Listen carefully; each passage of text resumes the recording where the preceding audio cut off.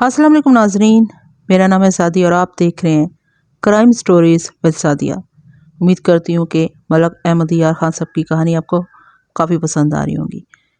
अगर आपको मेरा अंदाज़ बयान पसंद है और मेरी वीडियो आपको अच्छी लगती है तो चैनल को सब्सक्राइब लाजमी से कीजिएगा और लाइक कमेंट और शेयर भी लाजमी से कीजिएगा। आइए आगाज़ करते हैं। कत्ल की कहानियाँ तो मैंने आपको बेशुमार सुना डाली हैं। आपने नोट किया होगा कि कत्ल की वारदात किसी भी तरीके से हो और उसके इर्द गिर्द हालात वाक़यात जैसे कैसे भी हों, कत्ल की हर कहानी और उसकी तफ्तीश एक ही जैसी होती है। इसलिए पढ़ने वाले कत्ल की कहानियों से बेजार हो जाते हैं। कत्ल की वारदात की तफ्तीश मुश्किल नहीं होती, बशर्ते कि तफ्तीशी ऑफिसर अपने दिमाग को हाजिर रखे और दयानतदारी से तफ्तीश करें। सिर्फ ये पता चल जाए कि कत्ल की तहरीक क्या थी, यानी किस वजह से वो आदमी कत्ल हुआ, तो फिर कातिल तक पहुंचना आसान हो जाता है। इसके मुकाबले में सरका यानी डकैती की तफ्तीश बहुत ही मुश्किल होती है। सरका यानी चोरी चकारी के मुलजिम को पकड़ने के लिए थानेदार को जादूगर बनना पड़ता है। अंग्रेज़ों के वक्तों में उस थानेदार को जल्दी तरक्की मिलती थी जो चोरी और डकैती की ज़्यादा वारदातों के मुलजिमों को पकड़ने में कामयाब होता था। कत्ल की तफ्तीशों में 100% कामयाबियों पर भी अंग्रेज़ अफसर इतने ज़्यादा खुश नहीं होते थे जितनी शाबाश वो चोरी और डकैती की कामयाब तफ्तीशों में देते थे। वजह यह है कि कत्ल की वजूहात कई एक होती हैं, मसलन ख़ानदानी दुश्मनी, इंतकामी कत्ल, नाजायज़ ताल्लुकात, जायदाद का झगड़ा वगैरह। लेकिन चोरी की वजह सिर्फ चोरी होती है, इसलिए उसकी तफ्तीश बहुत ही मुश्किल होती है। आजकल तो चोरी और डकैती बल्कि कत्ल भी बहुत ही आसान वारदातें बन गई हैं। इलाके के थानेदार के साथ मुका कर लो तो जो जी में आए करो।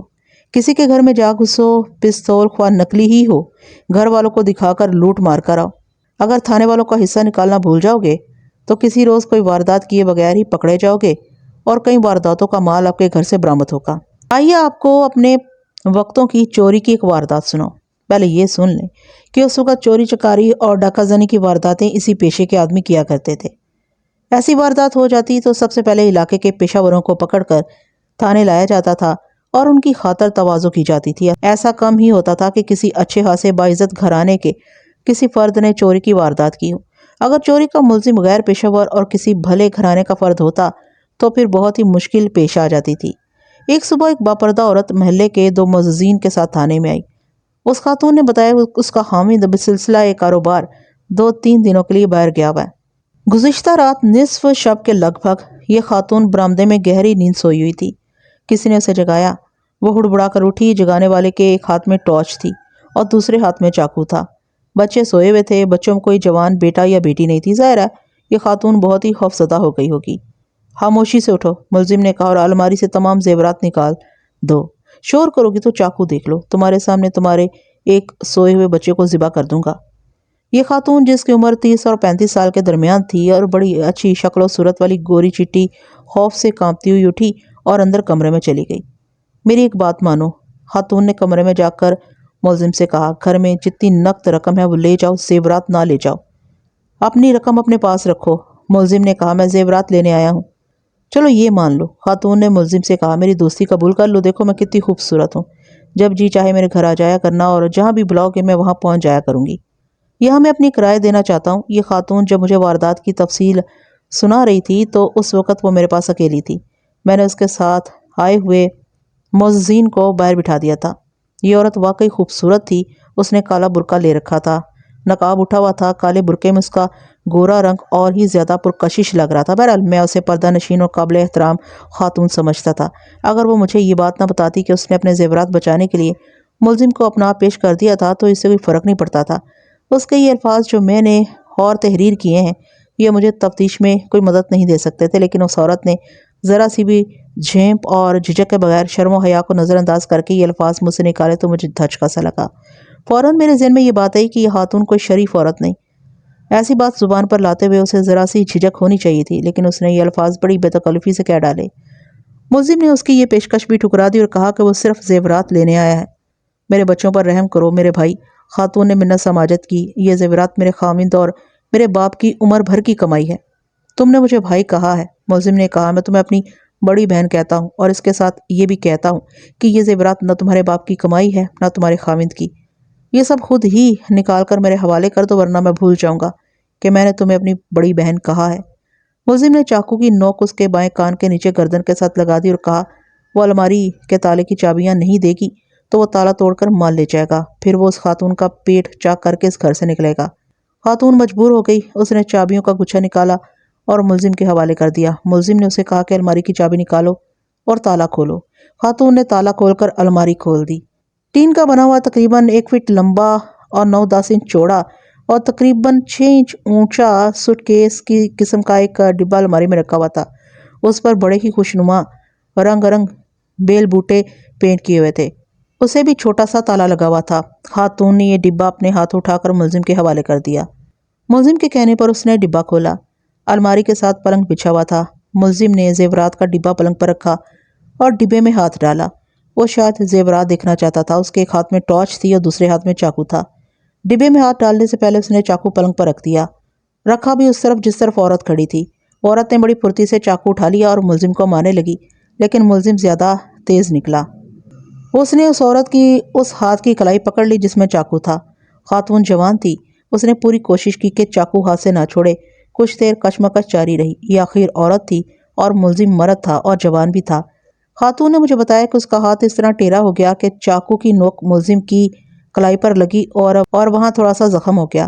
ملزم نے چاقو چھین لیا اور خاتون کا دوپٹہ پھاڑ کر اپنی کلائی پر باندھ لیا، لیکن وہاں سے خون نکلنا شروع ہو گیا تھا۔ ملزم نے دوسرا کام یہ کیا کہ خاتون کا دوپٹہ لے کر اس کے ہاتھ دوپٹے سے پیٹھ کے پیچھے کر کے باندھ دیے۔ دوپٹہ خاصا لمبا تھا۔ ملزم نے دوپٹے کا دوسرا سرا خاتون کے منہ پر اس طرح باندھا کہ آگے سے دوپٹہ اس کے منہ کے اندر چلا گیا تھا۔ اس نے خاتون کے سر کے پیچھے دوپٹے کو گانٹھ دے دی۔ ملزم نے ڈبہ بند کیا اور کمرے سے نکل گیا۔ اس نے خاتون کے پاؤں نہیں باندھے تھے۔ ملزم باہر نکلا تو خاتون آہستہ سا چلتی باہر نکلی۔ ملزم نے ڈیوڑی کا اندر والا دروازہ کھولا اور چلا گیا۔ خاتون نے پیٹھ پیچھے بندھے ہوئے ہاتھوں پر زور دیا تو اتفاق سے اس کا ایک ہاتھ آزاد ہو گیا۔ اس نے دوسرا ہاتھ بھی کھول لیا اور منہ سے بھی دوپٹہ کھول دیا۔ پھر اس نے شور مچایا اور محلے کے لوگ آ گئے۔ اس زمانے میں قصبوں میں سرکاری پہرے کا انتظام ہوتا تھا۔ اس محلے کا چوکیدار بھی پہنچ گیا۔ مال جو چوری ہوا وہ صرف زیورات تھے جو تمام کے تمام سونے کے تھے۔ خاتون کی رپورٹ ختم ہو گئی۔ میں نے دونوں معززین کو اندر بلا لیا اور انہیں بتایا کہ میں نے ساری بات سن لی ہے اور آپ مجھے ذرا گائیڈ کریں۔ میں نے ایک بات یہ ذہن میں محفوظ کر لی تھی کہ ملزم نے کہا تھا کہ الماری سے زیورات نکال دو۔ اس کا مطلب یہ تھا کہ ملزم کو معلوم تھا کہ زیورات الماری میں رکھے ہیں۔ اس سے یہ ظاہر ہوتا تھا کہ اس واردات میں گھر بھیدی بھی تھا۔ یہ کوئی نوکر ہو سکتا تھا یا نوکرانی۔ دوسری بات یہ نوٹ کی کہ ملزم نے خاتون سے یہ کہا تھا کہ تم میری بڑی بہن ہو۔ خاتون کی عمر 30 اور 35 سال کے درمیان تھی۔ اس سے یہ ظاہر ہوا کہ ملزم 30 سال سے کم عمر کا تھا۔ کیا آپ نے ملزم کو پہچانا نہیں؟ میں نے خاتون سے پوچھا۔ نہیں، خاتون نے جواب دیا۔ اس نے سر اور چہرہ منڈاسے میں یعنی پگڑی میں اس طرح چھپا رکھا تھا کہ صرف آنکھیں نظر آتی تھیں۔ کپڑے کیسے تھے؟ میں بہت ڈری ہوئی تھی، خاتون نے جواب دیا، اور گھبراہٹ اتنی زیادہ تھی کہ میں ملزم کے کپڑے اور ان کا رنگ اچھی طرح نہ دیکھ سکی۔ میرا خیال ہے کہ قمیض سفید تھی اور اس پر ہلکے رنگ کی دھاریاں تھیں اور نیچے غالباً پاجامہ تھا۔ میں اس لیے بھی اسے اس کے کپڑوں کو اچھی طرح نہ دیکھ سکی کہ اس نے زیادہ دیر ٹارچ کی روشنی میرے منہ پر رکھی تھی۔ ٹارچ کا سائز کیا تھا؟ میں نے پوچھا۔ چھوٹی تھی، درمیانے سائز کی تھی یا لمبے سائز کی؟ آپ نے چھوٹی بڑی ٹارچیں اکثر دیکھی ہوں گی۔ میں بتاتی ہوں، خاتون نے کہا۔ ٹارچ بالکل چھوٹی نہیں تھی اور بہت لمبی بھی نہیں تھی۔ میں نے بتایا کہ ٹارچ کی روشنی میری آنکھوں میں پڑ رہی تھی، اس لیے میں کوئی چیز اچھی طرح دیکھ نہیں سکتی تھی۔ میں یہ اندازہ ٹارچ کے شیشے سے کر رہی ہوں۔ شیشہ درمیانے سائز کا تھا اور خاص بات یہ ہے کہ ٹارچ کا شیشہ ٹوٹا ہوا تھا، اس کا بلب صاف نظر آ رہا تھا۔ اگر اس خاتون نے ہر بات صحیح بتائی تھی تو میری رائے یہ تھی کہ یہ کوئی پیشہ ور ملزم نہیں بلکہ کوئی اناڑی اور نو آموز ہے جسے استاد نے ٹریننگ نہیں دی۔ اگر وہ پکا جرائم پیشہ ہوتا تو چاقو پلنگ پر نہ رکھتا، پھر وہ اس عورت کے صرف ہاتھ نہ باندھتا بلکہ پاؤں بھی باندھ دیتا۔ خاتون نے مجھے اور بھی بہت سی باتیں بتائی تھی جو تمام کی تمام سنانی ضروری نہیں۔ ایسی کچھ اور باتوں سے بھی میری یہی رائے پکی ہوتی جا رہی تھی کہ ملزم اناڑی اور کچا ہے۔ آپ نے کہا ہے کہ ملزم ڈیوڑی کا اندر والا دروازہ کھل کر چلا گیا۔ میں نے پوچھا، کیا یہ دروازہ پہلے کھلا ہوا تھا، یعنی اس کی زنجیر یا چٹخنی چڑھی ہوئی تھی یا نہیں؟ ہاں ہاں، خاتون نے جواب دیا۔ ملزم جب کمرے سے پھر برآمدے اور پھر صحن میں سے گزر کر گیا، میں برآمدے میں آ گئی۔ میں نے دیکھا کہ ملزم نے دروازے کی زنجیر کھولی تھی۔ مجھے اچھی طرح یاد ہے کہ ملزم کے جانے سے پہلے اندر سے زنجیر چڑھی ہوئی تھی۔ یہ ملزم نے کھولی اور زنجیر گرنے یعنی لٹکنے کی آواز مجھے سنائی دی تھی۔ باہر اندھیرا تھا، میں صرف آوازیں سن سکتی تھی۔ ملزم نے جب ڈیوڑی کا باہر والا دروازہ کھولا تو بھی مجھے زنجیر گرنے کی آواز آئی تھی۔ چھت پر جانے کے لیے سیڑھیاں بھی ہوں گی؟ میں نے پوچھا۔ ہاں جی، خاتون نے بتایا، صحن میں سے سیڑھیاں اوپر جاتی ہیں، ان کا ایک دروازہ نیچے ہے اور ایک اوپر۔ میں نے رات ملزم کے چلے جانے کے بعد اور اب آپ کے پاس آنے سے پہلے اچھی طرح دیکھا تھا۔ سیڑھیوں کے نیچے والے دروازے کی زنجیر چڑھی ہوئی تھی، یہ کھول کر اوپر گئی، اوپر والے دروازے کی زنجیر بھی چڑھی ہوئی تھی۔ یہ تو میں نے اس خاتون کے گھر جا کر دیکھنا تھا کہ ملزم مکان میں داخل کس طرح ہوا۔ خاتون کی باتوں سے یہ پتہ چلتا تھا کہ ملزم نہ ڈیوٹی کی طرف سے آیا نہ چھت کی طرف سے۔ کسی پر آپ کا شک ہے؟ ایک شک ہے، خاتون نے جواب دیا، میری ایک سوتیلی بیٹی ہے، تقریباً 1 سال ہوا اس کی شادی کر دی تھی۔ وہ کہتی تھی کہ یہ زیورات میری ماں کے ہیں۔ کیا اس نے اس 1 سال کے عرصے میں کبھی ایسی بات کی تھی کہ وہ اپنے زیورات کسی نہ کسی طرح وصول کر لے گی؟ میں نے پوچھا۔ شادی کے بعد وہ یہاں آئی ہی نہیں، خاتون نے جواب دیا۔ کہیں ملاقات ہوئی ہوگی؟ نہیں، خاتون نے جواب دیا، ملاقات بھی نہیں ہوئی۔ آپ کی سوتیلی بیٹی نے کسی عورت سے یا کہیں اور ایسی بات کہی ہوگی کہ اسے زیورات نہ ملے تو وہ کسی اور طریقے سے لے لے گی؟ میں نے کہا۔ یہ کیا آپ اسے اتنی چالاک اور ہوشیار سمجھتی ہیں کہ یہ زیورات اس نے چوری کروائے ہیں؟ میں آپ کو یہ بھی بتا دیتا ہوں کہ کسی پر شک کرنے یا الزام عائد کرنے سے پہلے اچھی طرح سوچ لیں، کیونکہ آپ جس پر بھی شک کریں گی اسے ہم تھانے بلائیں گے اور تفتیش کے دوران ہم اس کے ساتھ بدتمیزی اور بیہودہ سلوک بھی کر سکتے ہیں۔ اگر آپ کا مشتبہ بے گناہ نکلا تو پھر وہ آپ کے خلاف اور ہمارے خلاف ہتک عزت کا دعویٰ کر سکتا ہے۔ یہ نہ کرے تو میرے اعلیٰ افسروں کو درخواست دے سکتا ہے، پھر یہ نہ آپ کے لیے اچھا ہوگا نہ میرے لیے۔ آپ نے مجھے گمراہ نہیں کرنا، اس طرح تفتیش غلط راستے پر چل پڑتی ہے اور اصل ملزم کو پکڑنا ناممکن ہو جاتا ہے۔ میں نے صرف شک ظاہر کیا ہے، خاتون نے کہا، میں یقین کے ساتھ بات نہیں کر رہی۔ آپ نے پوچھا کہ اس نے کسی عورت سے ایسی بات کی ہوگی؟ نہیں، اس نے کسی عورت کے ساتھ ایسی بات نہیں کی، نہ مجھ تک کسی اور کی زبانی اس کی ایسی دھمکی پہنچی ہے۔ میں آپ کے اس سوال کا جواب بھی ٹھیک طرح نہیں دے سکتی کہ وہ اتنی چالاک اور ہوشیار ہے کہ نہیں کہ چوری کی واردات کروائے۔ اس گھر میں وہ جتنا عرصہ رہی بالکل چپ چاپ اور سیدھی سادی رہی۔ اس خاتون سے کچھ اور باتیں پوچھی، اسے باہر بھیج دیا۔ میرے پاس اس کے محلے کے 2 معززین بیٹھے ہوئے تھے، میں نے ان سے کچھ معلومات لینی تھی۔ اس محترمہ نے اپنی سوتیلی بیٹی پر شک کیا ہے، میں نے کہا۔ میں نے اسے بلا وجہ کسی پر شک کرنے سے ڈرایا ہے، لیکن حقیقت یہ ہے کہ میں اس شک کو نظر انداز نہیں کر سکتا۔ اس کے شک کو پیش نظر رکھنا پڑے گا۔ ہو سکتا ہے اس عورت نے دشمنی کی بنا پر اپنی سوتیلی بیٹی پر شک کیا ہو۔ یہ تو میں جان گیا ہوں کہ سوتیلی بیٹی کے ساتھ اس کے تعلقات اچھے نہیں۔ اس نے خود بتایا کہ جب سے سوتیلی بیٹی کی شادی ہوئی ہے وہ ایک بار بھی ادھر یعنی اپنے گھر نہیں آئی۔ لڑکی کو اپنے باپ سے ملنے کے لیے تو آنا چاہیے تھا۔ آپ مجھے یہ بتائیں کہ یہ لڑکی کیسی ہے اور اس کا باپ کیسا آدمی ہے؟ مجھے پکا شک ہے کہ یہ واردات اس لڑکی نے نہیں کروائی، لیکن تفتیش کرنا اور ہر طرف سے تسلی کر لینا میرا فرض ہے۔ دونوں معززین نے ایک دوسرے کی طرف دیکھا، ایک نے دوسرے سے کہا کہ ملک صاحب کو ہر ایک بات بتا دی جائے۔ یہ ایک بڑا قصبہ تھا جو اب ایک شہر بن گیا ہے۔ اس قصبے کے لوگوں میں تعلیم آ گئی تھی، وہاں 3 ہائی سکول بھی تھے۔ مسلمان تعلیم حاصل کرنے سے ذرا گریز کرتے تھے، پھر بھی مہذب لوگ تھے، اچھے برے کی پہچان رکھتے تھے۔ یہ دونوں معززین جو میرے سامنے بیٹھے ہوئے تھے کبھی کبھی تھانے آتے تھے اور مجھ سے ملتے تھے۔ ان کے آنے کا مقصد تھانے دار سے سلام دعا ہی لینا تھا۔ یہ پولیس کے طور طریقوں سے واقف تھے۔ اس گھر کا بھی عجیب قصہ ہے ملک صاحب، ان میں سے ایک نے کہا۔ جس لڑکی پر اس خاتون نے شک کیا ہے یہ چھوٹی سی تھی تو اس کی ماں مر گئی، کچھ عرصے بعد باپ نے دوسری شادی کر لی۔ یہ لڑکی جوانی کی عمر کو پہنچ رہی تھی تو باپ مر گیا، تھوڑے عرصے بعد ماں نے دوسری شادی کر لی۔ اس طرح باپ بھی سوتیلا اور ماں بھی سوتیلی ہو گئی۔ یہ ایک مظلوم اور بدقسمت لڑکی ہے۔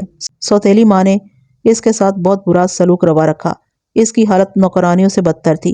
جب باپ بھی سوتیلا ہو گیا تو باپ نے بھی اس لڑکی کے ساتھ کوئی اچھا سلوک نہ کیا۔ لڑکی پوری طرح جوان ہو گئی تو اس کی یہ سوتیلی ماں مر گئی۔ اس کے سوتیلے باپ نے اس عورت کے ساتھ شادی کر لی۔ اس شادی کو کتنا عرصہ ہو گیا ہے؟ 4 سال ہونے کو ہے، اس نے جواب دیا۔ یہ خاتون بیوہ ہو گئی تھی۔ حقیقت یہ ہے کہ ہم دونوں ان کے محلے دار ہیں۔ اس لڑکی کے سگے ماں باپ بہت اچھے لوگ تھے۔ لڑکی کی بدقسمتی یہ رہی کہ اس کا کوئی چچا تایا یا ماموں نہیں جو اس کے سر پر ہاتھ رکھ لیتا۔ ہمارے گھروں کی عورتوں نے ہمیں بتایا تھا کہ اس لڑکی کے سگے ماں باپ نے بچپن سے ہی اس کے لیے جہیز بنانا شروع کر دیا تھا۔ وہ عقلمند تھے، انہوں نے زیادہ تر سونے کا زیور بنایا تھا۔ اب دیکھیے کہ یہ اتنی بڑی حویلی جو اس لڑکی کو ملنی چاہیے تھی اس پر غیروں کا قبضہ ہو گیا۔ زیورات کے متعلق ہم کچھ نہیں کہہ سکتے کہ اس خاتون نے لڑکی کو شادی کے وقت کچھ دیا تھا یا نہیں۔ میں صرف اس حویلی کے حالات اور وہ انقلابات سنا رہا ہوں جو ہماری آنکھوں کے سامنے پیدا ہوئے۔ اس لڑکی کے متعلق آپ کی کیا رائے ہے؟ میں نے پوچھا۔ اور اس کا خاوند کیسا آدمی ہے؟ لڑکی کے متعلق ہم نے کوئی ایسی ویسی بات نہیں سنی، اس نے جواب دیا۔ لڑکی ٹھیک ہے ملک صاحب، دوسرے آدمی نے کہا۔ اکثر ایسے ہوتا رہتا ہے کہ جن لڑکیوں پر بچپن سے ہی ظلم و ستم شروع ہو جائے اور ان کی ساری زندگی اسی طرح غلاموں اور زر خرید لوڈیوں کی طرح گزرے۔ ان کے چال چلن ٹھیک نہیں رہتے۔ آپ ماشاءاللہ دانشمند اور جہاں دیدہ ہیں، آپ خود سمجھ سکتے ہیں کہ جس مظلومیت اور جن برے حالات میں یہ لڑکی جوان ہوئی، ایسے حالات ایمان کو بھی قائم نہیں رہنے دیتے۔ اس لڑکی کو آوارہ ہو جانا چاہیے تھا، لیکن اسے ایسی چپ لگ گئی کہ کوئی بلاتا تھا تو بولتی تھی، ورنہ گھر کے کام دھندوں میں ہی لگی رہتی تھی۔ میری بیوی تو اس لڑکی کی بہت ہی تعریفیں کرتی ہے، اس کا ساتھی بولا۔ میری بیوی کہتی ہے کہ اس نے اس لڑکی کو نماز پڑھتے ہوئے بھی دیکھا ہے اور اس کے چہرے پر ایک اداسی ہی کا تاثر رہتا ہے۔ میں نہیں مانتا کہ اس لڑکی نے چوری کروائی ہو۔ یہ تو میں بھی نہیں مانتا، میں نے کہا۔ اگر اس لڑکی نے ہی چوری کروانی ہوتی تو 1 سال انتظار نہ کرتی۔ اس کا خاوند کیسا آدمی ہے؟ اچھا آدمی ہے، ان میں سے ایک نے کہا۔ 4 بھائی ہیں۔ اس شخص نے شادی کی اور اپنے ماں باپ سے الگ ہو گیا۔ کاروباری آدمی ہے، بالا کی ایک پرائیویٹ کمپنی کا کمیشن ایجنٹ اور ٹورنگ سیلزمین ہے۔ اس کے ماں باپ یہاں اس کی شادی نہیں کرنا چاہتے تھے۔ وجہ بتاتے تھے کہ لڑکی نے اچھے ماحول میں پرورش نہیں پائی اور اس میں گھٹن زیادہ ہے، لیکن لڑکا اتنا اچھا ہے۔ وہ کہتا تھا میں اس لڑکی کو ظلم و تشدد سے نجات دلانا چاہتا ہوں، حالانکہ جوانی کی عمر میں ہے، لیکن بڑی عمر کے آدمیوں کی طرح ہر کسی کے سکھ دکھ میں شریک ہوتا ہے اور رکھ رکھاؤ والا آدمی ہے۔ آپ اس خاتون کے متعلق کچھ بتائیں، میں نے کہا۔ ان دونوں معززین نے پھر ایک دوسرے کی طرف دیکھا۔ مجھے آج تک یاد ہے کہ ان میں سے ایک کے ہونٹوں پر مسکراہٹ آ گئی اور دوسرا سنجیدہ ہو گیا۔ انہوں نے اشاروں میں طے کر لیا کہ یہ بات بھی بتا دی جائے۔ ٹھیک عورت نہیں ملک صاحب، ان میں سے ایک نے کہا۔ اس کا خاوند بڑا ہی سیدھا آدمی ہے۔ یہ ذرا شوقین مزاج تھی۔ خاوند نے چھوٹی چھوٹی داڑھی رکھی ہوئی تھی اور زاہد و پارسا تھا۔ اس عورت نے ایک آدمی کے ساتھ درپردہ تعلق پیدا کر رکھا تھا۔ اب اسے جو خاوند ملا ہے وہ اس سے 14-15 سال بڑا ہے۔ اس عورت کو آپ نے دیکھا ہی ہے، 34-35 سال کی عمر ہو گئی ہے، لیکن 24-25 سال کی لگتی ہے۔ اس کے خاوند کا کاروبار ایسا ہے کہ مہینے میں 2-3 دن باہر رہتا ہے۔ آج کل بھی وہ اپنے دورے پر نکلا ہوا ہے۔ اس عورت نے اپنی سوتیلی بیٹی کے ساتھ بہت ہی برا سلوک کیا ہے، دوسرا بولا۔ یہ دراصل نہیں چاہتی تھی کہ اس کی موجودگی میں کوئی جوان لڑکی اس گھر میں رہے۔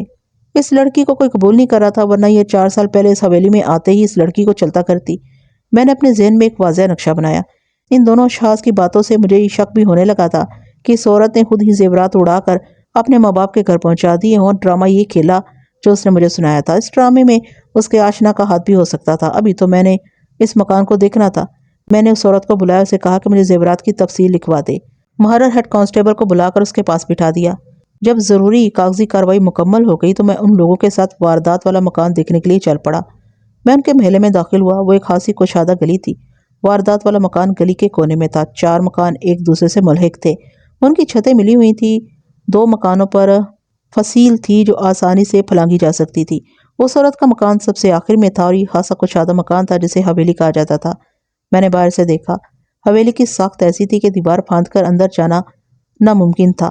ممکن اس صورت میں تھا کہ دروازہ کھلا ملتا۔ میں اندر گیا، ڈیوڑی کا بیرونی پھر اندرونی دروازہ دیکھا۔ ان کی زنجیریں ایسی تھیں باہر سے نہیں کھل سکتی تھی۔ باریک سی تار بھی دونوں کواڑوں کے درمیان سے اندر نہیں جا سکتی تھی۔ اندر جا کر برآمدے میں وہ جگہ دیکھی جہاں یہ عورت سوئی ہوئی تھی۔ پھر اندر جا کر وہ الماری دیکھی جہاں سے زیورات کا ڈبہ نکالا گیا تھا۔ باہر آ کر سیڑھیوں کا دروازہ دیکھا، اس کی کنڈی بھی مضبوط تھی۔ اوپر والا دروازہ دیکھا، اس کی کنڈی بھی باہر سے نہیں کھولی جا سکتی تھی۔ اس مکان کی 3 چھتیں تھیں۔ میں نے اپنے ساتھ کسی محلے دار کو چھتوں پر نہ آنے دیا کیونکہ میرا شک یہ تھا کہ ملزم چھتوں کے ذریعے آیا ہوگا۔ اس حویلی کا صحن خاصا کشادہ تھا۔ صحن کے تقریباً وسط میں نیم کا ایک پرانا پیڑ تھا۔ آج کل لوگ کوٹھیوں کی طرز کے مکان بناتے ہیں۔ ہمارے وقتوں میں قصبوں میں لوگ یہ خیال رکھتے تھے کہ صحن کشادہ رکھا جائے اور صحن میں 1-2 درخت ضرور ہوں۔ اس حویلی کے صحن میں نیم کا جو پیڑ تھا وہ بہت ہی پرانا تھا۔ اس کا ایک خاصا موٹا ٹین ایک طرف منڈیر پر جا کر چھت تک چلا گیا تھا۔ میری عقل نے کام کیا۔ خیال آیا کہ ملزم اس ٹین سے نیچے گیا تھا۔ میں ٹین تک گیا تو 2 قدم دور ہی رک گیا۔ چھت کی لپائی پرانی ہو گئی تھی، اس لیے اس پر دھول آ گئی تھی۔ ٹین کے قریب چھت پر صاف نشان تھے کہ یہاں کوئی کھڑا رہا ہے اور پھر یہاں سے ٹین پر چڑھا ہے۔ کھرا واضح نہیں تھا۔ میرے ساتھ ایک کانسٹیبل تھا، اسے دوڑایا کہ کھوجی کو ساتھ لے آئے۔ میں نے ٹین کا نظری جائزہ لیا۔ ٹین اتنا مضبوط تھا جو ایک نہیں بلکہ 2 آدمیوں کا بوجھ آسانی سے سہار سکتا تھا۔ یہ ٹین آگے جا کر جہاں درخت سے ملتا تھا وہاں یہ گول نہیں بلکہ چپٹا اور پرچ یا پلیٹ کی طرح درمیان سے ذرا گہرا ہو گیا تھا۔ چھت سے مجھے نظر آیا کہ وہاں کوئی چیز چمک رہی ہے۔ میرے ساتھ ایک ہیڈ کانسٹیبل بھی آیا تھا۔ اسے کہا کہ وہ نیچے جا کر اپنے جوتے اتارے اور تنے کی طرف سے درخت پر چڑھے اور دیکھے وہ کیا چیز چمک رہی ہے۔ ہیڈ کانسٹیبل نیچے گیا، درخت پر چڑھا اور میری بتائی ہوئی جگہ تک پہنچا۔ وہیں اس نے بتایا کہ شیشے کے 3-4 ٹکڑے ہیں۔ مجھے فوراً یاد آیا کہ اس عورت نے کہا تھا کہ ملزم کے ہاتھ میں جو ٹارچ تھی اس کا شیشہ ٹوٹا ہوا تھا۔ میرے دل نے کہا کہ ٹارچ کا شیشہ یہیں ٹوٹا تھا۔ اس وقت میں تصور میں لایا کہ شیشہ کس طرح ٹوٹا ہوگا۔ ملزم ٹارچ ہاتھ میں لیے سٹینڈ پر بیٹھ کر سرکتا ہوا آگے بڑھتا گیا۔ اس وقت ٹارچ یقیناً بجھی ہوئی ہوگی اور اس نے ہاتھ میں اس طرح پکڑی ہوئی ہوگی کہ شیشہ آگے کی طرف ہو گیا ہوگا۔ شیشہ سامنے والے عمودی ٹہن یا تنے سے جا لگا اور ٹوٹ گیا اور اس کے ٹکڑے وہیں رہ گئے جہاں ٹہن کی گولائی ختم ہو گئی تھی۔ وہاں سے نیچے جانا ایک نوجوان آدمی کے لیے کوئی مشکل نہیں تھا۔ مجھے یقین ہو گیا کہ ملزم ادھر سے ہی اترا ہے۔ وہاں سے میں ہٹا اور چھت کو کھوجیوں کی طرح جھک کر دیکھتے ہوئے فصیل کی طرف چلا گیا جو ساتھ والے مکان کی مشترک فصیل تھی۔ چونکہ 1 مہینے سے زیادہ عرصہ سے بارش نہیں برسی تھی اس لیے فصیل کے اوپر گرد پڑی ہوئی تھی۔ ایک جگہ سے صاف پتہ چلتا تھا کہ کوئی آدمی اس فصیل کے اوپر سے ادھر آیا یا ادھر گیا ہے۔ میں فصیل کے اوپر سے ساتھ والی چھت پر چلا گیا۔ اس چھت کی لپائی بھی پرانی تھی۔ کوئی کھرا واضح تو نہیں تھا لیکن صاف پتہ چلتا تھا کہ یہاں سے کوئی گزرا ہے۔ اس چھت کے آخر میں پھر فصیل تھی۔ اس کے اوپر بھی کسی کے گزرنے کے نشان بڑے صاف تھے۔ میں نے چاروں مکانوں کی چھتیں دیکھ لیں۔ یہ یقین ہو گیا کہ ملزم چھتوں کے راستے سے آیا ہے۔ اس وقت ذہن میں یہ ایک شبہ آتا تھا کہ ملزم کا تعلق اس حویلی کے ساتھ ملے ہوئے 3 مکانوں میں سے کسی ایک کے ساتھ ہے۔ میں نے حویلی کا پچھواڑا بھی دیکھا۔ ادھر سے کسی کے آنے کا امکان نہیں تھا۔ کچھ دیر بعد کھوجی دوڑ آیا۔ میں نے اسے بتایا کہ میں نے کیا کچھ دیکھ لیا ہے اور وہ اب اپنی نظر سے دیکھے۔ میں نیچے آ گیا۔ نمبردار، ذمہ چوکیدار بھی آ گئے تھے۔ میں اسی مکان کی بیٹھک میں بیٹھ گیا۔ پہلے نمبردار کو بلایا اور اسے پوچھا کہ یہ ساتھ والے جو 3 گھر ہیں کیا ان میں کوئی ایسا آدمی ہے جس نے یہ واردات کی ہو؟ کون کسی کی قسم کھا سکتا ہے حضور؟ نمبردار نے جواب دیا، ساتھ والے 2 گھروں میں کوئی ایسا جوان لڑکا ہے ہی نہیں جو ایسی سنگین واردات کرے۔ تیسرا گھر بھی ایسا ہی ہے۔ وہاں ایک جوان لڑکا ہے جس کی عمر 17-18 سال ہے، لیکن میں یقین کے ساتھ کہتا ہوں کہ وہ اس قسم کا لڑکا نہیں۔ ویسے بھی یہ تینوں گھر بڑے ہی شریف لوگوں کے ہیں۔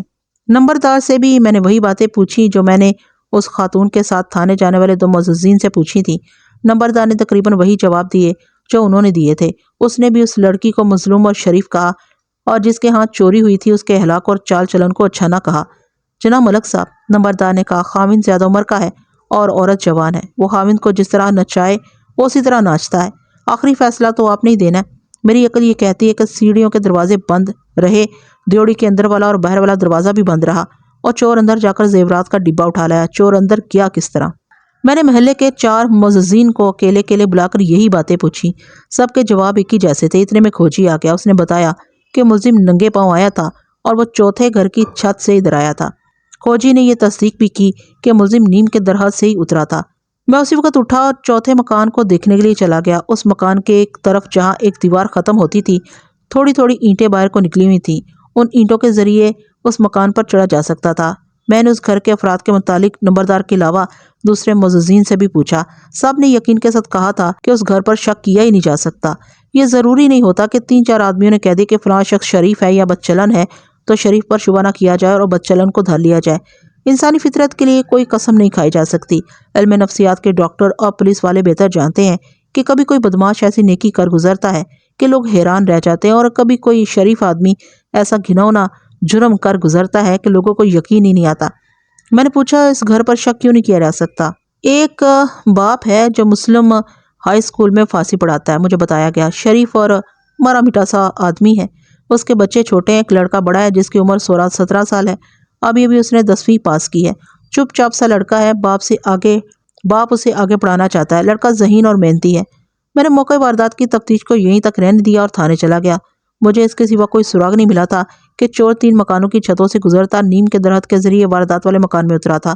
عموماً SHO اس قسم کے کیس اپنے جونیئر سب انسپیکٹر یا ASI کو دے دیا کرتے تھے، لیکن میں اس واردات کو کچھ پیچیدہ سمجھ رہا تھا، اس لیے اس کی تفتیش خود ہی کرنے کا فیصلہ کر لیا۔ ایک وجہ یہ بھی تھی کہ میری سروس ابھی زیادہ نہیں ہوئی تھی۔ یہ میرا دوسرا تھانہ تھا۔ مجھے تفتیش اور سراغ رسانی میں تجربہ حاصل کرنے کا بہت شوق تھا۔ میں نے مخبروں کو بلوایا اور انہیں کہا کہ اس واردات کے متعلق رپورٹ دیں۔ مخبروں کو معلوم تھا کہ رپورٹ کا مطلب کیا ہوتا ہے۔ ان مخبروں میں 3 چھوٹی موٹی وارداتیں کرنے والے بھی تھے۔ میں نے معزز مخبروں کو بھی بلوانا تھا۔ اکثر اوقات یہ بن بلائے بھی آ جایا کرتے تھے۔ جب کوئی واردات ہوتی تھی تو یہ معززین نمبر بنانے کے لیے اکیلے تھانے آ جایا کرتے اور اپنی رپورٹ دیا کرتے تھے۔ ان سے راز کی کوئی نہ کوئی کارآمد بات معلوم ہو جاتی تھی۔ میں نے ایک ہیڈ کانسٹیبل کو بلا کر کہا کہ صرافہ بازار جائے اور سب کو بتا دے کہ گھر سے زیورات چوری ہو گئے ہیں، محتاط رہیں، اور کوئی زیورات بیچنے آئے تو اسے دکان پر بٹھا کر تھانے اطلاع دے دیں۔ اس زمانے میں سونار زیورات خریدنے سے گھبراتے تھے۔ جب تک انہیں بیچنے والے پر اعتبار نہیں ہوتا وہ زیورات نہیں خریدتے تھے۔ اگر خرید لیتے تو بالکل صحیح کاغذات تیار کرتے تھے۔ آج کل چوری کے مال کی خرید و فروخت کھلے عام ہوتی ہے، کاریں غائب کر دی جاتی ہیں، لیکن انگریزوں کے وقتوں میں چوری کا مال خریدنے والوں کو بخشا نہیں جاتا تھا۔ بڑے شہروں میں مال غائب ہو جاتا تھا، لیکن قصبوں اور دیہات میں چوری کے مال کو کوئی دکاندار ہاتھ نہیں لگاتا تھا۔ میں نے مسروقہ زیورات کی تفصیل بھی ہیڈ کانسٹیبل کو لکھ دی تھی تاکہ وہ صرافہ بازار میں سب کو بتا دے۔ 2 دن گزر گئے، رات بھی گزر گئی۔ اگلے دن مخبر رپورٹیں لانے لگے۔ سب وہی باتیں سناتے تھے جو مجھے پہلے ہی اس محلے کے معززین اور نمبردار وغیرہ سے معلوم ہو چکی تھی۔ مجھے ایک بات بتاؤ، میں نے یہ سوال ہر ایک سے کیا، اس سوتیلی بیٹی کے متعلق کیا رائے ہے جس پر اس خاتون نے شک کا اظہار کیا؟ تقریباً سب نے اسے شریف اور مظلوم لڑکی کہا۔ اس کا نام نصرت بتایا گیا۔ ایک مخبر نے فالتو بات یہ بتائی کہ چوتھے گھر کا لڑکا یعنی مسلم ہائی اسکول میں فارسی پڑھانے والے ماسٹر کا بیٹا نصرت کے گھر جاتا ہے، اور یہ بھی بتایا گیا کہ نصرت کا خامد اس لڑکے کو اپنا دوست سمجھتا ہے۔ ان تمام مخبروں نے چوری والے گھر کی خاتون کو اچھی عورت نہ کہا، وہ تو صاف کہتے تھے کہ بوڑھے خامد کو دھوکہ دے رہی ہے۔ ایک مخبر نے یہاں تک کہا کہ حیرت والی بات نہیں ہوگی کہ اگر اس عورت نے خود ہی زیورات ادھر ادھر کر دیے ہوں۔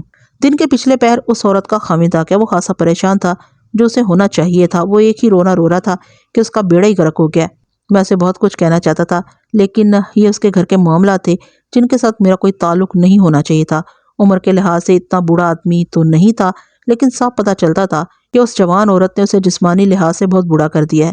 مجھے ایک بات بتائیں، میں نے کہا، یہ سوال آپ کو اچھا نہیں لگے گا اور شاید آپ اس کا صحیح جواب بھی نہ دینا چاہیں، لیکن میری مجبوری یہ ہے کہ میں نے چور کو پکڑنا ہے، جو میری ڈیوٹی ہے، اور آپ کا فائدہ بھی اسی میں ہے کہ مجھے ہر بات صحیح بتائیں، ورنہ آپ کا گیا ہوا مال واپس نہیں آئے گا۔ اس نے کہا کہ اس سے انتہائی گھٹیا بات پوچھی جائے گی تو وہ بلا جھجک پوری بات بتا دے گا۔ کیا آپ کو اپنی بیوی پر کل اعتماد ہے؟ میں نے پوچھا۔ وہ گہری سوچ میں چلا گیا اور میں اسے دیکھتا رہا۔ میں پورے یقین کے ساتھ کچھ نہیں کہہ سکتا، اس نے کہا، اور میں یہ بھی نہیں کہہ سکتا کہ یہ عورت اچھی قسم کی گھریلو عورتوں جیسی ہے، خاصی چالاک اور ہوشیار ہے، اور میرے ساتھ اس کا رویہ بہت ہی اچھا ہے۔ آپ نے یہ بات کس شک کی بنا پر پوچھی ہے؟ میں آپ کے ساتھ صاف صاف بات کرتا ہوں، میں نے کہا، اگر میں یہ کہوں کہ زیورات آپ کی بیوی نے خود ہی غائب کر دی ہیں تو آپ کیا کہیں گے؟ میں آپ کو یہ یقین دلاتا ہوں کہ میں آپ کو ٹالنا اور ٹرخانا نہیں چاہتا، میرے دل میں آپ کی ہمدردی ہے، میں آپ کا مال واپس لانے کے لیے اپنی جان کی بازی بھی لگا دوں گا۔ اس کی ماں اچھی خاصی تیز ترار عورت ہے، اس نے کہا، اس کا باپ بھی کوئی شریف آدمی نہیں، لیکن اس سے پہلے اس نے گھر کی کوئی چیز یا پیسے غائب نہیں کیے۔ میرا جواب یہ سمجھ لیں کہ میں اپنی بیوی کی وکالت نہیں کروں گا۔ آپ اپنی تفتیش کریں اور میرے گھر کی عزت کا کوئی خیال نہ کریں۔ آپ اس واردات کے ایک اور پہلو کی طرف آئیں، میں نے پوچھا۔ ان زیورات میں آپ کا اپنا بنایا ہوا زیور کتنا تھا؟ بہت تھوڑا، اس نے جواب دیا۔ ان زیورات کی کہانی بھی ایک عجیب اتفاق ہے۔ موت نے اس حویلی میں اپنا ایسا کھیل کھیلا جو کم ہی کم دیکھنے میں آیا ہوگا۔ میرے کہنے پر اس نے موت کا یہ کھیل پوری تفصیل سے سنا دیا۔ یہ وہی کہانی تھی جو میں دوسروں کی زبانی سن چکا تھا۔ پھر اس کا مطلب یہ ہوا، میں نے کہا، کہ یہ زیورات آپ کے نہیں تھے اور نہ ہی یہ حویلی آپ کی ہے۔ بات تو یہی بنتی ہے، اس نے کہا۔ آپ معزز اور پڑھے لکھے آدمی ہیں، میں نے کہا۔ آپ نے ایک لڑکی کا حق مارا ہوا ہے۔ میں یہ ساری باتیں پہلے سن چکا ہوں کہ آپ نے کبھی بھی نہیں سوچا کہ ایک مظلوم اور یتیم لڑکی کا حق آپ نے مار رکھا ہے۔ مجھے یہ بھی معلوم ہوا ہے کہ آپ کی بیوی نے نصرت کے ساتھ بہت برا سلوک روا رکھا تھا۔ کیا آپ کو معلوم ہے کہ اس یتیم لڑکی نے آپ کی بیوی سے اپنی ماں اور اپنے زیورات کا مطالبہ کیا تھا؟ جی ہاں، اس نے فوراً ہی جواب دیا۔ مجھ سے نہیں، بلکہ میری بیوی سے اس نے اپنے زیورات مانگے تھے۔ آپ کی بیوی نے زیورات دینے سے انکار کر دیا تھا؟ میں نے کہا، ظاہر ہے آپ بھی اس انکار میں شامل تھے۔ نہیں، اس نے جواب دیا۔ مجھے تقریباً 1 سال بعد پتہ چلا تھا کہ نصرت نے میری بیوی سے زیورات مانگے تھے اور میری بیوی نے انکار کر دیا تھا۔ پھر آپ یہ زیورات اس لڑکی کو دے دیتے؟ میں نے کہا۔ اس شخص نے کوئی جواب نہ دیا اور وہ کچھ بے چین سا ہو گیا۔ میں نے اپنا سوال دہرایا تو پھر اس نے اپنا جھکا ہوا سر اٹھایا۔ آپ نہیں جانتے صاحب، اس نے مایوسی کے لہجے میں کہا، اگر میں زیورات اپنی مرضی سے لڑکی کو دے دیتا تو میری بیوی میری جان کو آ جاتی، گھر میں چین اور سکون سے رہنے نہ دیتی۔ میں سمجھ گیا کہ یہ شخص اپنی بیوی کے ہاتھوں مجبور ہے۔ مجھے اسے کوئی دلچسپی نہیں تھی کہ زیورات اس لڑکی کے تھے اور اسے کیوں نہ دیے گئے۔ میں تو چوری کی تفتیش کر رہا تھا، البتہ ایک شک میرے ذہن میں تھا۔ میں یہ شک صاف کرنا چاہتا تھا۔ کیا آپ نے یہ سوچا کہ یہ چوری اس لڑکی نے کروائی ہوگی؟ میں نے پوچھا۔ میں آپ سے یہی بات کرنا چاہتا تھا، اس نے کہا۔ مجھے یہ شک ہے۔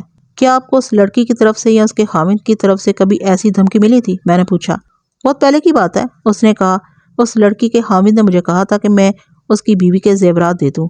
میں نے اسے کہا تھا کہ دے دوں گا۔ کیا پھر کبھی نصرت کے خاوند نے آپ سے یہ مطالبہ نہیں کیا تھا؟ میں نے پوچھا۔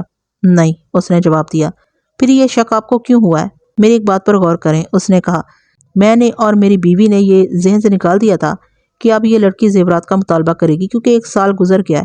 اب میں اپنے کاروباری دورے سے واپس آیا تو پتہ چلا محلے کے کچھ آدمی اظہار ہمدردی اور اظہار افسوس کے لیے میرے پاس آئے، تو ان سے معلوم ہوا کہ چور چھت کی طرف سے آیا تھا اور اس کے آنے کے نشانات میری حویلی کے ساتھ والے 3 گھروں کی چھتوں پر صاف نظر آتے تھے۔ میں نے تینوں گھروں کے افراد پر نظر ڈالی تو ساتھ والے 2 گھروں پر مجھے ذرا سا بھی شک نہ ہوا، کیونکہ وہاں کوئی ایک بھی ایسا آدمی نہیں جس نے یہ واردات کی ہو۔ آخری گھر پر مجھے ایک شک ہوا اور یہ شک ماسٹر کے بیٹے پر ہے۔ محلے کے تمام معززین نے کچھ اور ہی رائے دی ہے، میں نے کہا۔ سب کہتے ہیں کہ وہ گھرانہ بھی شریف اور مرا مراسا ہے۔ یہ لڑکا بالکل چپ چاپ اور بڑے صحیح کردار والا ہے۔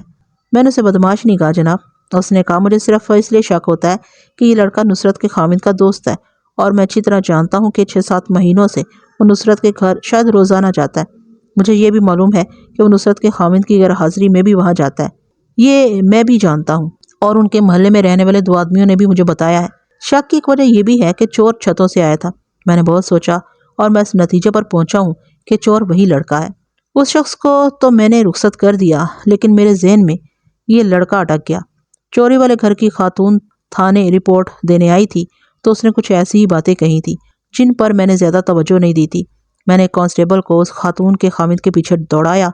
وہ ابھی بھی تھانے سے نکلا تھا۔ میں نے کانسٹیبل کو اس شخص کے لیے یہ پیغام دیا کہ اسے کہے کہ وہ اپنی بیوی کو ساتھ لے آئے۔ کچھ دیر بعد وہ اپنی بیوی کو لے کر آ گیا۔ میں نے اسے وہی باتیں پوچھی جو وہ پہلے بتا گئی تھی۔ میرے پوچھنے پر اس نے بتایا کہ ملزم نے اسے کہا تھا کہ الماری سے زیورات نکال دو۔ پھر اس خاتون نے اسے رقم پیش کی تھی۔ ملزم نے کہا تھا کہ اپنی رقم اپنے پاس رکھو، میں زیورات لینے آیا ہوں۔ خاتون نے ملزم سے کہا تھا کہ یہ زیورات میرے خامند اور میرے باپ کی عمر بھر کی کمائی ہے۔ خاتون نے ملزم سے کہا تھا کہ یہ زیورات میرے خامند اور میرے باپ کی عمر بھر کی کمائی ہے۔ ملزم نے اسے کہا تھا کہ یہ زیورات نہ تمہارے باپ کی کمائی ہے نہ تمہارے خامند کی۔ یہ تو میں پہلے ہی بتا چکا ہوں کہ اس خوبصورت عورت نے ملزم کو اپنی عصمت پیش کی تھی جو ملزم نے قبول نہیں کی تھی، اور کہا تھا کہ میں صرف زیورات لینے آیا ہوں۔ میں نے ملزم کی ان باتوں پر غور کیا تو میں اس نتیجے پر پہنچا کہ ملزم صرف زیورات لینے آیا تھا۔ اگر وہ پیشہ ور چور ہوتا تو وہ اس عورت سے رقم بھی لے لیتا، اس کی آبرو ریزی بھی کرتا اور پھر زیورات بھی لے جاتا۔ اب مجھے یہ شہادت بھی مل گئی تھی کہ ماسٹر کا لڑکا نصرت کے گھر میں جاتا تھا۔ یہ بھی پتہ چل گیا کہ یہ لڑکا نصرت کے خامند کا ہی دوست نہیں تھا۔ کیا تم سے یہ واردات نصرت نے کروائی ہے؟ میں نے پوچھا۔ نہیں، اس نے جواب دیا، میں نے خود کی ہے، اور یہ میں نے نیکی کا کام کیا ہے۔ میں نے ملزم کی ان باتوں پر غور کیا تو میں اس نتیجے پر پہنچا کہ ملزم صرف زیورات لینے آیا تھا۔ اگر وہ پیشہ ور چور ہوتا تو وہ عورت سے رقم بھی لے لیتا، اس کی آبرو ریزی بھی کرتا اور پھر زیورات بھی لے جاتا۔ اب مجھے یہ شہادت بھی مل گئی تھی کہ ماسٹر کا لڑکا نصرت کے گھر میں جاتا تھا۔ یہ بھی پتہ چل گیا کہ یہ لڑکا نصرت کے خامند کا ہی دوست نہیں تھا، بلکہ نصرت کے ساتھ بھی اس کی دوستی تھی۔ چونکہ نصرت کا خامند کچھ دنوں کے لیے اپنے کاروباری دورے کے لیے باہر چلا جاتا تھا تو بھی یہ لڑکا نصرت کے گھر جاتا تھا۔ میں نے اس خاتون اس کے خامند کو چھٹی دے دی اور خود سوچنے بیٹھ گیا۔ سوچ سوچ کر میرا ذہن نصرت اس لڑکے پر اٹک جاتا تھا۔ خیال آیا نصرت اپنے خامند کے ساتھ جہاں رہتی تھی وہ الگ محلہ تھا۔ اس محلے کا چوکیدار الگ تھا۔ میں نے اسے بلایا۔ چوکیدار نے آتے آتے 1 گھنٹہ لگا دیا۔ اسے واردات کی رات اور اندازاً وقت بتا کر کہا کہ یاد کرے کہ نصرت کے گھر والی گلی میں اس نے کسی کو دیکھا ہوگا۔ اس چوکیدار نے بتایا کہ اس وقت اس نے واردات والے محلے کی طرف سے شور سنا تھا اور ذرا آگے اس طرف چلا گیا تھا، فوراً ہی واپس آ گیا۔ نصرت والی گلی کے سرے پر آیا تو اس نے گلی کی بتی کی روشنی میں ایک آدمی کو نصرت کے گھر سے یا ساتھ والے گھر سے نکلتے دیکھا تھا۔ وہ کھیتوں کی طرف چلا گیا تھا۔ اسے چوکیدار پہچان نہیں سکا تھا۔ میں نے اب یہ سوچنا شروع کر دیا کہ نصرت سے بات کروں یا اس لڑکے سے۔ سوچ سوچ کر میں نے اس لڑکے کو بلانا بہتر سمجھا۔ ایک کانسٹیبل کو گھر سمجھا کر کہا کہ ماسٹر کے بڑے بیٹے کو ساتھ لے کر آئے۔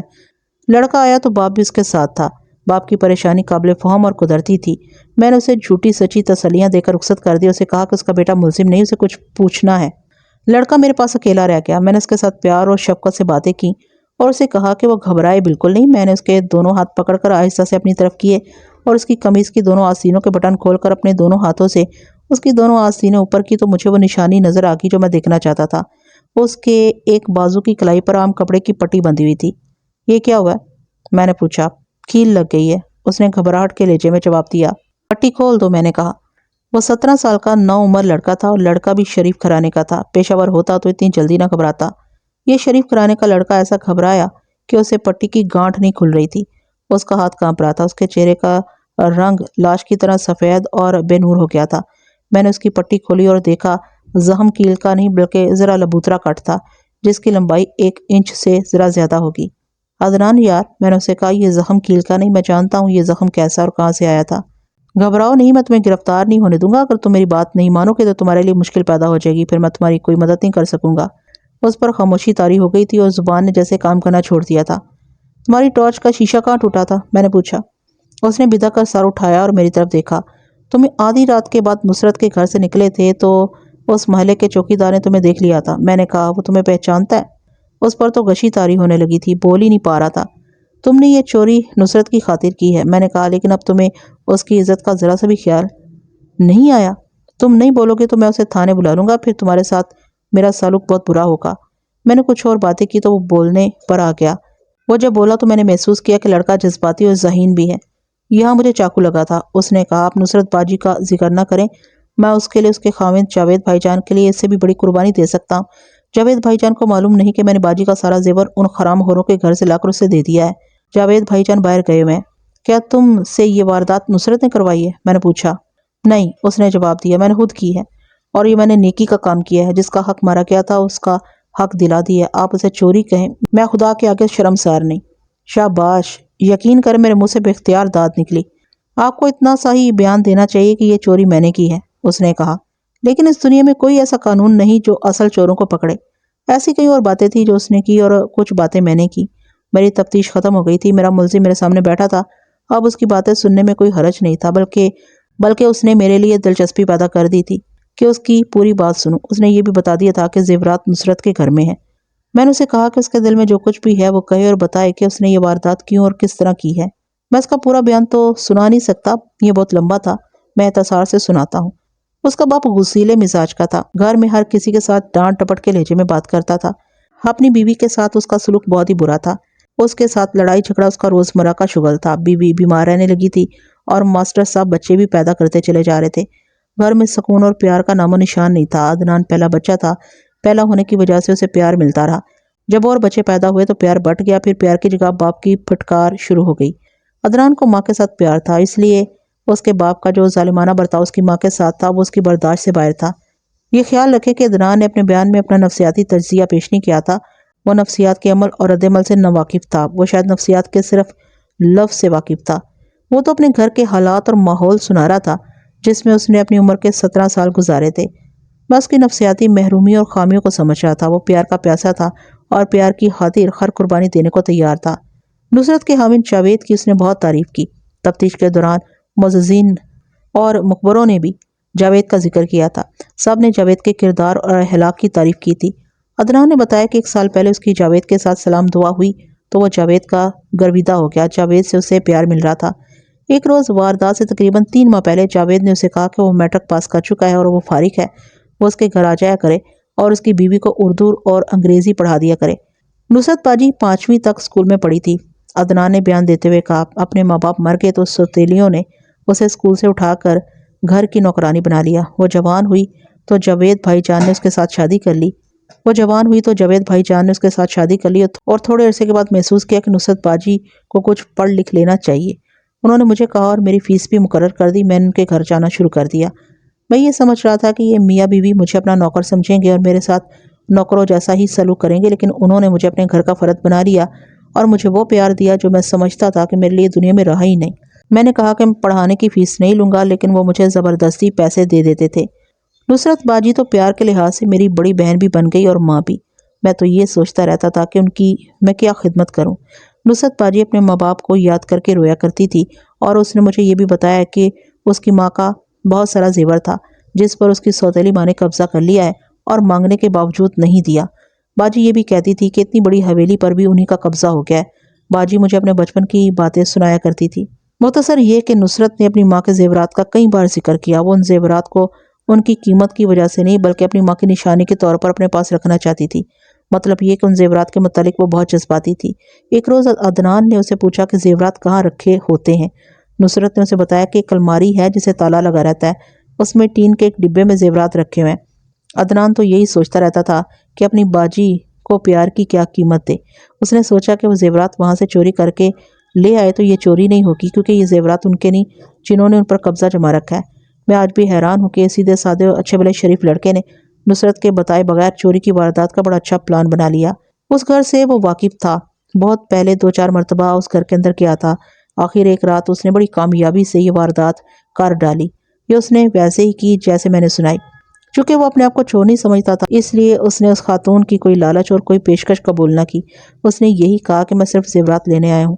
اس نے اس خاتون سے یہ بھی کہا کہ یہ زیورات اس کے باپ اس کے خاوند کی کمائی کے نہیں۔ اسے معلوم نہیں تھا کہ اپنے انہی الفاظ پر وہ پکڑا جائے گا۔ عدنان کو معلوم ہو گیا تھا کہ اس عورت کا خاوند کہیں باہر چلا گیا ہے۔ ادھر جاوید بھی باہر گیا ہوا تھا۔ عدنان زیورات کا ڈبہ لے آیا اور نصرت کے دروازے پر جا دستک دی۔ نصرت نے دروازہ کھولا تو عدنان کو دیکھ کر پریشان ہو گئی۔ عدنان نے اسے زیورات کا ڈبہ دیا تو وہ اور زیادہ پریشان ہوئی۔ یہ تو چوری کی سنگین واردات تھی۔ عدنان اپنے گھر چلا گیا۔ وہ ایک طرف کی دیوار کی باہر نکلی ہوئی اینٹوں کے ذریعے اپنی چھت پر گیا اور نیچے اتر گیا۔ سب سوئے ہوئے تھے۔ وہ اس صورتحال کے لیے بھی تیار تھا کہ باپ کی آنکھ کھل گئی تو وہ اسے مارے پیٹے گا، لیکن گھر میں کسی کو پتہ ہی نہ چلا۔ حالانکہ گلی میں محلے کے لوگ اکٹھے ہو گئے تھے کیونکہ اس عورت نے شور مچایا تھا۔ اس لڑکے نے اقبال جرم تو کر دیا، لیکن میں کوری سوچ میں پڑ گیا۔ یہ واردات بہرحال چوری کی تھی۔ چوری ہو جانے والا مال خواہ جس کسی کا تھا، مال چوری ہوا تھا۔ بس ملزم کو چھوڑ نہیں سکتا تھا، لیکن ملزم کی باتیں سنی تو مجھے اس عورت پر اور اس کے خاوند پر بہت غصہ آیا، جنہوں نے ایک یتیم لڑکی کے زیورات بھی دبا لیے تھے اور اس کی حویلی پر بھی قبضہ کیے بیٹھے تھے۔ یہ قتل کی واردات نہیں تھی، یہ ڈاکہ زنی اور نقب زنی کی واردات نہیں تھی، چوری کی واردات تھی جسے میں دبا سکتا تھا۔ میرے پاس کچھ اختیارات تھے۔ میں نے ایک کارروائی سوچ لی اور اس کا پہلا قدم یہ اٹھایا کہ عدنان کو کچھ باتیں سمجھا کر اسے اس کے باپ کے ساتھ گھر بھیج دیا۔ اسے کہا کہ وہ کسی کو نہ بتائے کہ وہ چوری میں پکڑا گیا ہے۔ میں رات کو پرائیویٹ کپڑوں میں نصرت کے گھر چلا گیا۔ بڑا اچھا اتفاق ہوا کہ کچھ ہی دیر پہلے جاوید واپس آ گیا تھا۔ وہ مجھے جانتا تھا، میں اس کے قصبے کا تھانے دار تھا۔ نصرت کو پتا چلا کہ میں تھانے دار ہوں تو ان دونوں کے اوسان خطا ہو گئے۔ چوری کا مال ان کے گھر پڑا ہوا تھا۔ میں نے جو ہی پوچھا کہ عدنان زیورات کا ڈبہ یہاں رکھ گیا ہے، نصرت دوسرے کمرے سے ڈبہ اٹھا لائی اور میرے آگے رکھ دیا۔ وہ اپنی وکالت میں بولنے لگی۔ جاوید بھی اپنے آپ کو بے گناہ ثابت کرنے لگا۔ تم دونوں اتنے زیادہ گھبرا کیوں گئے ہو؟ میں نے کہا، تھانے دار چوری کا مال برآمد کرانے کے لیے اس طرح تو نہیں آیا کرتے جس طرح میں بغیر وردی آیا ہوں۔ میں تمہارے پاس چوری چھپے آیا ہوں۔ عدنان مجھے سارا قصہ سنا چکا ہے۔ میں نے نصرت سے پوچھا، کیا سارے زیورات تمہارے ہیں؟ صرف 3 چھوٹی چھوٹی چیزیں ان لوگوں کی ہیں، اس نے جواب دیا، باقی سب میری امی کا زیور ہے۔ آج کے نرخ کے مطابق یہ زیورات 4 لاکھ روپے سے کچھ زیادہ مالیت کے تھے۔ امی سے بات چلی تو نصرت نے اپنی زندگی کی داستان سنا ڈالی۔ امی کے مرنے کے بعد اس کی مظلومیت کی کہانی شروع ہوئی اور جاوید کے ساتھ شادی پر ختم ہوئی۔ نصرت بہت روئی۔ اس نے کہا کہ میں اپنی حویلی کو دیکھتی ہوں تو یوں لگتا ہے میری امی اور ابا جان اندر موجود ہوں گے، مگر خیال آتا ہے کہ اس حویلی میں تو غیر آباد ہو گئے ہیں، تو سمجھ میں نہیں آتا کہ کیا کروں۔ پھر اس نے بتایا کہ عدنان آدھی رات کو آیا اور اسے زیورات کا ڈبہ دیا اور یہ بھی بتایا کہ اس نے یہ چوری کس طرح کی ہے۔ نصرت پر تو خوف طاری ہو گیا۔ جاوید واپس آیا تو اس نے سب سے پہلے اسے عدنان کی یہ واردات سنائی۔ جاوید کو میں نے دیکھا تھا، حقیقت پسند اور عقل مند تھا۔ اس نے نصرت سے کہا کہ وہ تھانے جائے گا اور مجھے بتائے گا کہ زیورات اس کے گھر ہیں، لیکن وہ یہ بھی نہیں چاہتا تھا کہ عدنان گرفتار ہو جائے۔ میں نے عدنان کے بیان کی تصدیق کرنی تھی جو میں نے کر لی۔ میں جاوید کے کردار سے بہت ہی متاثر ہوا۔ میں عدنان کو گرفتار نہیں کرا۔ میں نے انہیں کہا، میں یہ زیورات اپنے ساتھ لے جا رہا ہوں، کل تم دونوں صبح 9 بجے تھانے آ جانا، ذرا سا بھی نہیں ڈرنا، تمہارے زیورات تمہیں مل جائیں گے، شاید تمہاری حویلی بھی تمہیں مل جائے۔ وہ دونوں آنکھیں پھاڑے مجھے دیکھ رہے تھے۔ آج مجھے یہ واردات یاد آئی تو میں خود حیران ہو رہا ہوں کہ میں نے یہ فیصلہ کیا اور پھر اس کے مطابق کارروائی بھی کی تھی۔ میں ان دونوں کو حیران و پریشان چھوڑ کر اور زیورات کا ڈبہ اٹھا کر اپنے گھر لے آیا۔ اگلی صبح تھانے گیا اور ان لوگوں کو پیغام بھیجے کہ 9 بجے تک تھانے پہنچ جائیں۔ وہ عورت، اس کا خاوند جن کے گھر چوری ہوئی تھی، نمبردار اور 2 صاحب حیثیت اور بوڑھے معززین، 9 بجے سے کچھ پہلے ہی سب آ گئے۔ جاوید اور نصرت بھی آ گئے۔ میں نے سب کو اپنے دفتر میں بٹھا کر دروازہ بند کیا۔ میں ان میاں بیوی سے مخاطب ہوا جن کے گھر میں چوری ہوئی تھی۔ کیا یہ زیورات آپ کے ہیں؟ میں نے پوچھا اور ساتھ ہی کہا، آپ معزز انسان ہیں، میں توقع رکھوں گا کہ آپ جھوٹ نہیں بولیں گے، اور میں یہ بھی جانتا ہوں کہ آپ ایک یتیم لڑکی کی حویلی پر قابض ہیں۔ آپ نے اس یتیم لڑکی کی شادی اس طرح کی تھی جیسے اسے گھر سے نکالا تھا اور اس کے زیورات پر قبضہ کر لیا۔ آپ میرے سوال کا جواب دیں۔ یہ شخص اپنی بیوی سے اتنا دبا ہوا تھا کہ اس کے منہ کی طرف دیکھنے لگا۔ بیوی پر خاموشی طاری تھی۔ مجھے ان دونوں پر ہی بہت غصہ تھا۔ محترمہ، میں نے اس کی بیوی سے کہا، اپنے اس خاوند کو اجازت دو کہ یہ سچی بات بتا دے۔ کیوں اسے ذلیل و خوار کرتی ہو؟ تم ہی بتا دو کہ یہ زیورات تمہارے ہیں۔ نہیں جی، اس عورت نے دبی آواز میں کہا، ان میں 2-3 چیزیں میری ہیں، باقی سب نصرت کی ہیں۔ میں نے ڈبہ کھول کر میز پر الٹا دیا اور اسے کہا کہ اپنی چیزیں اٹھا لے۔ اس نے زیورات میں سے اپنی 3 چیزیں الگ کر لیں۔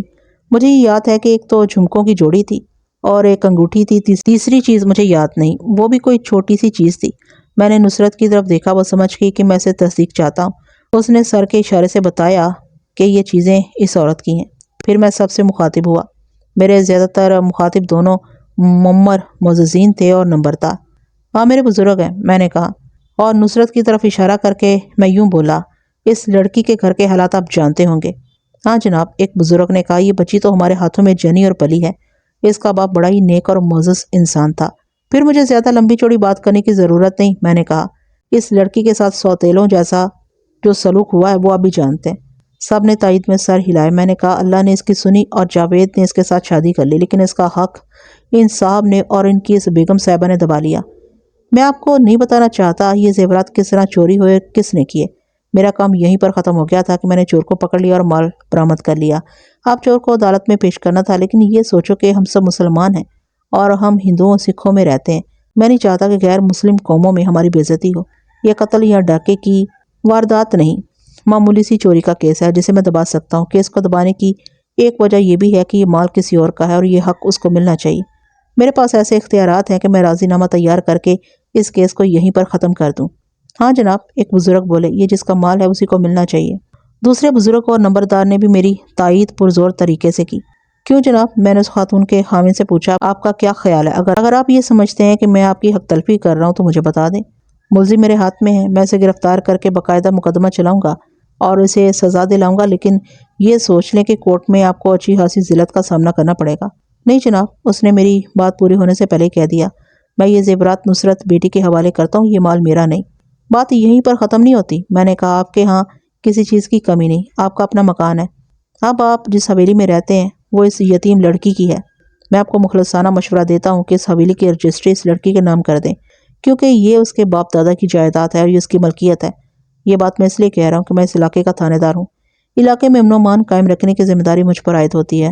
آج ان زیورات پر ایک واردات ہوئی ہے تو کل اس حویلی پر آپ یا آپ کی بیگم صاحبہ قتل بھی ہو سکتے ہیں۔ ویسے بھی نصرت مقدمہ کر کے آپ سے حویلی لے سکتی ہے، لیکن بہتر یہ ہوگا کہ آپ خود ہی حویلی سے دے دیں۔ دونوں بزرگوں نے اور نمبردار نے بھی میری تائید کی۔ میں محسوس کر رہا تھا کہ میں اپنے اختیارات سے کچھ تجاوز کر رہا ہوں، لیکن اس وقت ایک مظلوم لڑکی کو دیکھ کر اور پھر عدنان کے جذبہ احسار کو دیکھ کر مجھ پر کچھ اور ہی کیفیت طاری ہو گئی تھی۔ میں نے اس عورت کے خاوند کی طرف سے ایک تحریر لکھی جس کا لب لباب یہ تھا کہ وہ چوری کی رپورٹ واپس لینا چاہتا ہے، کیونکہ یہ رپورٹ ایک غلط فہمی پر مبنی تھی۔ اس پر اس کے اور اس کی بیوی کے دستخط کروائے، دونوں معززین اور نمبردار کے دستخط بطور گواہان کرائے اور زیورات نصرت کے حوالے کر دیے۔ اس تحریر میں ایسا کوئی ذکر نہیں کہ یہ زیورات نصرت کے تھے یا کسی اور کے۔ اس کیس کو میں نے یہیں پر ختم کر دیا اور پھر اس شخص پر زور دینے لگا کہ وہ حویلی نصرت کے نام کر دے اور تمام سامان و فرنیچر وغیرہ جو حویلی میں پہلے رکھا تھا وہ حویلی میں رہنے دے۔ اس نے پرزور وعدہ کیا کہ وہ ایسے ہی کرے گا۔ ان سب کو میں نے رخصت کر دیا۔ تقریباً 1 مہینے بعد جاوید تھانے میں میرے پاس آیا۔ اس نے بتایا کہ نصرت کو حویلی کی رجسٹری مل گئی ہے اور وہ دونوں حویلی میں شفٹ ہو گئے ہیں۔ ملک صاحب، جاوید نے کہا، میں تو سمجھتا ہوں خدا تعالیٰ نے مجھے ایک نیکی کا اجر دیا ہے۔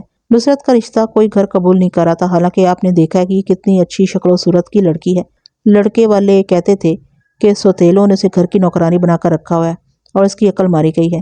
جب اس کی یہ سوتیلی ماں آئی تو لڑکوں والوں نے ادھر سے بالکل ہی منہ پھیر لیا اور لڑکی کو اس طرح بدنام کر دیا کہ یہ سوتیلی ماں جس طرح خود بدچلن ہے اسی طرح اس نے سوتیلی بیٹی کو بھی بنا دیا ہے۔ مجھے پتہ چلا تو خدا کی قسم صرف نیکی کے جذبے سے اور اس لڑکی کی مظلومیت کو دیکھ کر میں نے اپنے والدین کو ناراض کیا اور نصرت کے ساتھ شادی کر لی۔ میں تو کہتا ہوں نصرت بجائے خود میرے لیے اللہ کا بہت بڑا انعام ہے۔ میرے گھر والوں نے مجھے نافرمانی پر گھر سے ہی نکال دیا تھا، لیکن خدا تعالیٰ نے مجھے اتنی بڑی حویلی دے دی۔ مجھے معلوم نہیں میں نے نیکی کی تھی یا کیا کیا تھا۔ تو امید کرتی ہوں کہ آپ کو چوری کی یہ جو کہانی ہے، کیس ہے، کافی پسند آیا ہوگا۔ اگر آپ کو میری ویڈیو پسند آئی ہے تو ویڈیو کو لائک، کمنٹ اور شیئر کرنا ہر قسمت بھولے کر مجھے اجازت دیجیے ایسی ہی کسی اچھی سی ویڈیو تک کے لیے۔ اللہ حافظ۔